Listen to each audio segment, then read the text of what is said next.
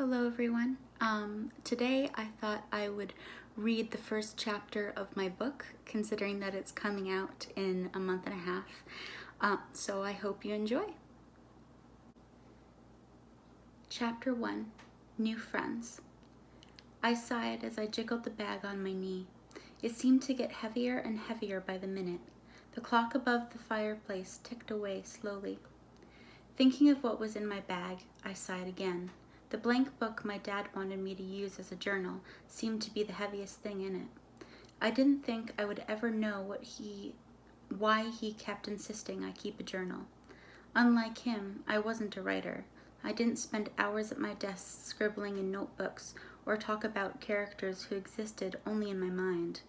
That was his world, which he wanted to force on me. I shook my head, annoyed.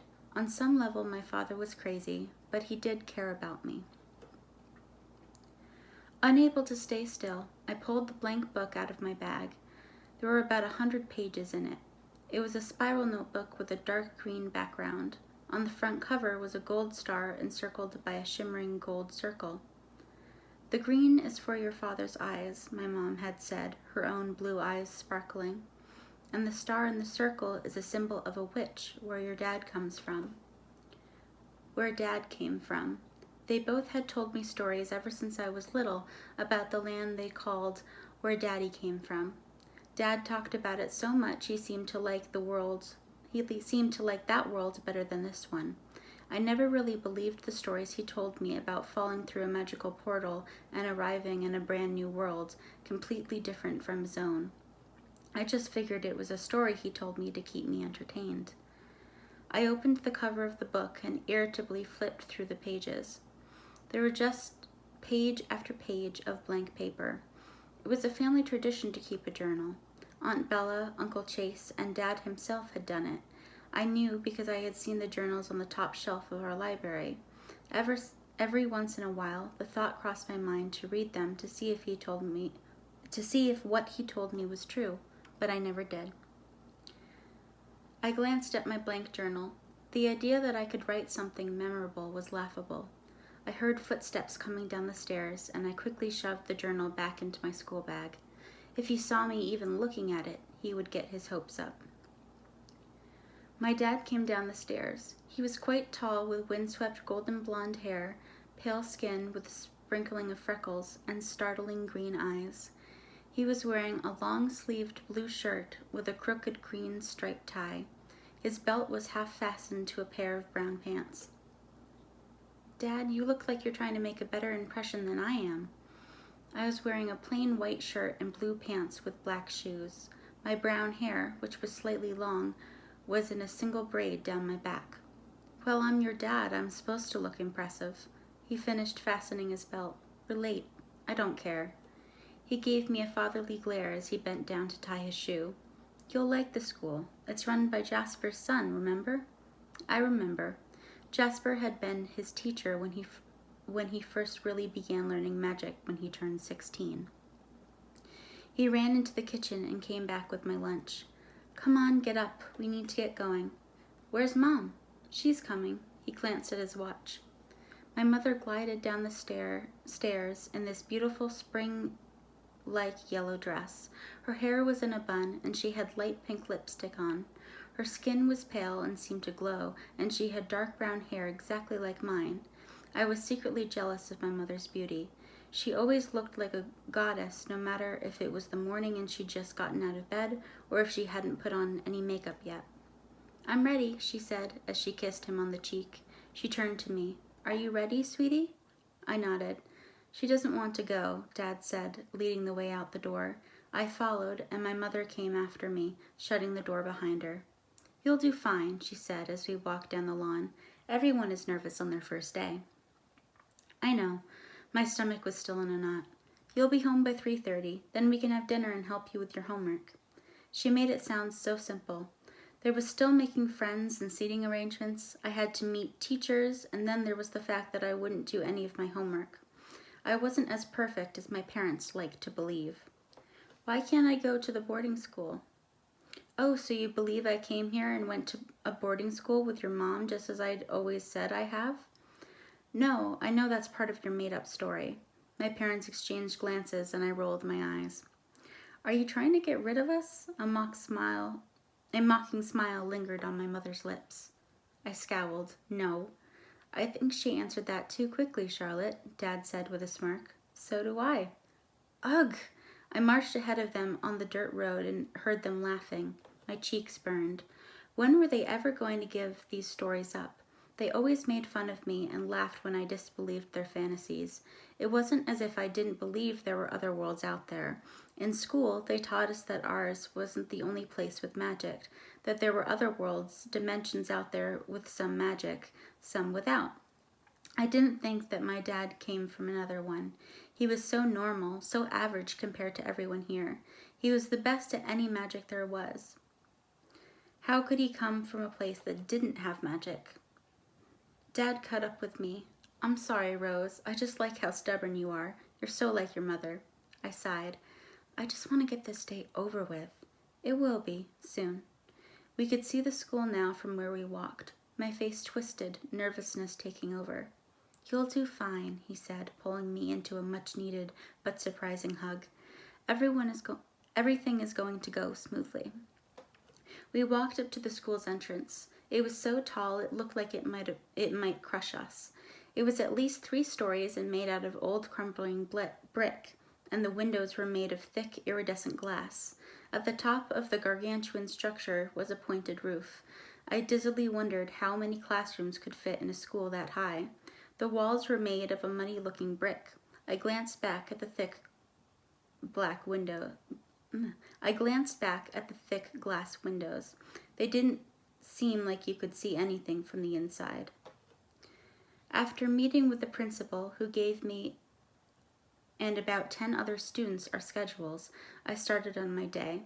I would have 5 classes a day, a packed schedule, starting the day with basic magic history.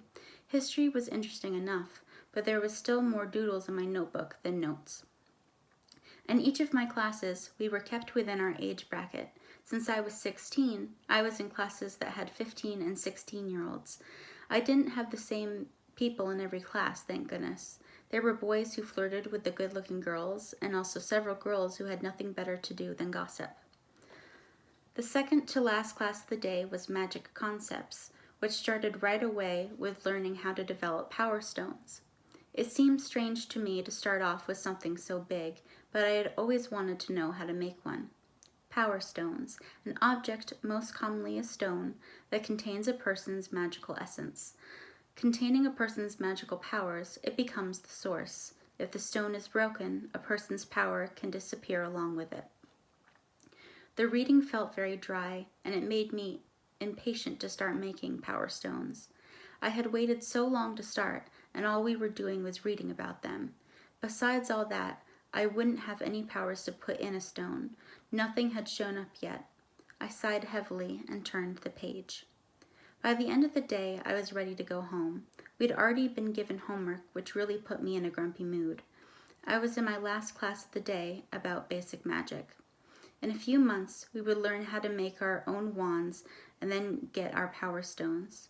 Hopefully, in a few months, I would have something to show for it. I was sitting in the back of the class. If I took something out, the teacher wouldn't notice. Trying to be quiet, I took out my blank journal, turned to the first page, and started drawing a flower. I was halfway through drawing the petals when someone tapped me on the shoulder. Thinking it was the teacher, I jumped and turned around. It was the girl sitting behind me. She had a kind face, small and narrow. She had very pale skin considering we were coming from one of the hottest summers we'd had in the past 3 years. Her eyes were brown, and her black hair was so long, silky, and curly it made me feel a small twinge of jealousy. That was strange because I'd never felt jealous over a fellow student's looks before. Her hair fell down her back like waves, just the tip of them curled. She waved at me and pointed to my drawing. What? I mouthed. I glanced at the teacher. He had his back turned, writing something on the chalkboard. The girl pointed again. I handed the notebook and pencil back to her. She scribbled for a minute and then handed it back to me. I like your flower. Where did you learn to draw like that? Not only was I jealous of her hair, I was jealous of her handwriting. I wrote back, "Thanks, it's a rose. My mom taught me to draw it because Rose is my name." "Nice name. I'm Jasmine. I'm in 2 of your classes." "What classes?" I was curious now. "Archery and this class, I think." Archery. I remembered her now. Every time she had been called to shoot, she'd hit the target. Everyone was envious of her. Well, the boys were more in love with her than jealous. The first day, and she had already had our class wrapped around her finger. "I remember. You hit the target every time you were called up. Nice job." She smiled as she read my note. "Thanks. I just practice a lot. It's one of my favorite things to do." My dad is really good at archery. He was at the top of his class when he was in school. "Ladies, what are you doing?" the teacher asked. I turned back around in my seat, taking the notebook out of Jasmine's hands. "Just checking to see if my notes are correct, sir," I said. I could hear Jasmine trying to hold back laughter as the teacher nodded and turned back to the board. When the bell finally rang, I turned to Jasmine. "That was fun," I said, grinning. "Especially because we got away with it." She winked at me as we walked out of class together. I giggled. We walked out into the afternoon together, leaving the school behind us. "Do you have any homework?" Jasmine asked. "Yeah, I didn't want to think about it. I'm probably going to wait until the last minute." "Same," she said, running her hand through her beautiful black hair. "I really hate homework." We walked together, our feet keeping beat with each other. "Your first day was really impressive," I said. "You're the best in all your classes, and all the boys are head over heels in love with you." She threw back her head and laughed. If they knew why they were in love with me, they wouldn't be so keen on it. "What are you, some sort of seductive sorceress?" "Something like that, yeah." We walked in silence for a minute. I listened to the rhythm of our feet together. I broke the pleasant silence when we reached the road leading to my house. "Do you want to come for dinner? My parents would be very happy to see I made a friend on my first day. I wasn't happy about going this morning." "I would love to, but I can't," she apologized. "At my house, dinner is a family affair. I can't skip out on it." "Oh, okay then. I'll see you tomorrow." To my surprise, I was looking forward to it. "See you," she said. We walked and parted ways. "See you." We waved and parted ways. Jasmine headed toward the woods. Watching her go, I smiled to myself. I'd already made a friend who had changed my attitude toward school, but she had not changed my attitude toward homework. So that was the first chapter of my book. I hope you enjoy it, and I will see you in my next video.